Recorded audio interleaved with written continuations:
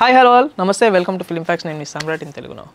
So ఇటీవల కాలంలో మంచు ఫ్యామిలీ సోషల్ మీడియాలో బాగా కనిపిస్తూ వైరల్ అవుతూ ఉన్నారు. అప్పుడు మంచు మనోజ్, మంచు విష్ణు, ఇప్పుడు మంచు లక్ష్మి. ఏంటనుకుంటున్నారా?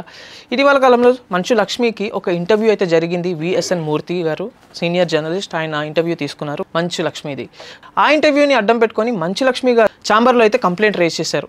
ఏంటంటే ఆ ఇంటర్వ్యూలో విఎస్ఎన్ గారు వేసిన క్వశ్చన్స్ ఆవిడ ప్రైవేట్ స్పేస్ని, ఆవిడ డ్రెస్ని అండ్ ఆవిడ ఏజ్ని టార్గెట్ చేస్తూ క్వశ్చన్ అనేది వేశారు. అండ్ ఇది నేను చాలా పర్సనల్గా తీసుకున్నాను, నన్ను చాలా డిస్టర్బింగ్గా ఉన్నాయి నాకు ఆ క్వశ్చన్స్ అని చెప్పి కంప్లైంట్ అయితే రేజ్ చేశారు ఛాంబర్లో.